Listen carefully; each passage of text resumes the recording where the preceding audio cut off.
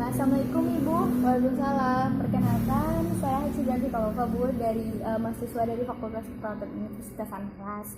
Di sini Bu, saya ingin melakukan penyuluhan terhadap Ibu tentang efek kemoterapi, efek samping kemoterapi dan apa itu kemoterapi dan bagaimana cara penanganan kemoterapi ini kepada Ibu. Karena kan Ibu beberapa 2 hari lagi akan melakukan kemoterapi ya Bu ya? Iya benar. Iya. Kalau sebelumnya dengan Ibu siapa? Dia Permata Megawati. Panggilannya Bu? Dia. Ibu Dia. Ibu, saya akan melakukan penyuluhan ini lebih kurang 20 menit ya Bu ya. Apakah Ibu bersedia? Bersedia. Baik Bu, kita langsung saja ya Bu ya. Sebelumnya Ibu sudah pernah mendengar nggak apa itu kemoterapi? Sudah. Apa kalau boleh tahu apa Bu? Sejauh ini saya cuma tahu kemoterapi itu semacam terapi. Betul ya Bu ya. Saya ingin menambahkan lagi, kemoterapi itu terapi kanker Bu. Ya, dia menggunakan obat-obatan dengan tujuan untuk menghentikan pertumbuhan sel kanker tersebut. Jadi untuk menghentikan pembelahan selnya Bu gitu. Tujuan dari pemberian kemoterapi ini Bu sebagai pengobatan kanker, lalu mengurangi massa tumor. Selain pembedahan atau radiasi, bisa menggunakan kemoterapi ini, lalu meningkatkan kelangsungan hidup dan memperbaiki kualitas hidup pasien. Juga bisa mengurangi komplikasi akibat metastase dari sel kanker tersebut gitu Bu. Efek yang kita tahu kan pasti setiap apapun itu punya efek sampingnya ya kan Bu. Jadi Bu, apa saja sih efek samping setelah dilakukan kemoterapi ini? Pertama, efek sampingnya itu bisa dengan mual muntah, hilangnya nafsu makan, luka pada mulut, mulut kering, perubahan rasa pada lidah, sembelit, kadang diare juga, rambut rontok, lalu rendahnya jumlah sel darah putih, rendahnya trombosit, juga hemoglobin Bu. Jadi itu efek sampingnya Bu. Jadi gimana cara penanganannya Bu gitu kan?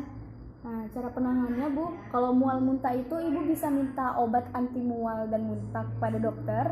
Lalu Ibu bisa makanan ringan 3-4 jam sebelum pengobatan. Lalu 1-1,5 jam sebelum makan Ibu minum cairan dulu yang diberikan dokter nanti gitu kan. Lalu nanti Ibu makan sedikit-sedikit tapi sering gitu. Juga Ibu jangan makan yang manis, pedas atau yang keras-keras gitu Bu.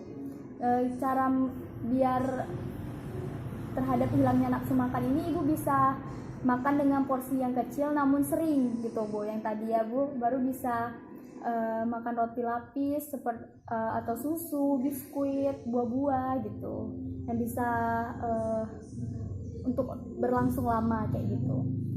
Kalau yang sariawan luka pada mulut tadi Bu, Ibu bisa gunakan sikat gigi yang lembut setiap 2-3 jam sekali, kumur-kumur, dan itu setelah makan.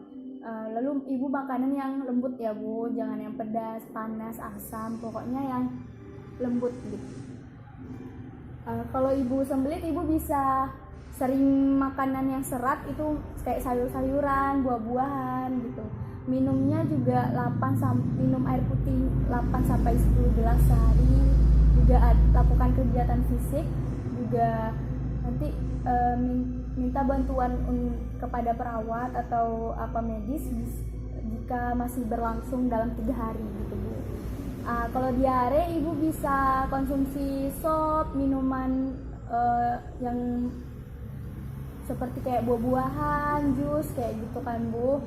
Juga minum air tetap juga jangan makan sayuran yang brokoli, kol, karena kan membuat kembung Bu, jadi bisa meningkatkan diare. Juga jika diare lebih dari 5 kali terus Ibu nyeri perut, bisa minta bantuan medis.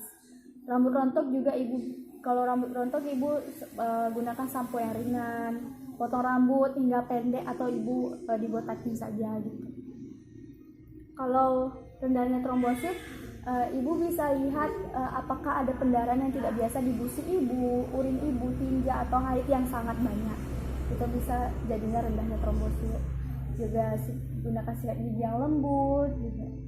Lalu kalau rendahnya hemoglobin, ibu bisa makanan-makanan yang zat besi tinggi seperti daging merah, hati, kedelai, sayur bayam, roti dan sebagainya ya.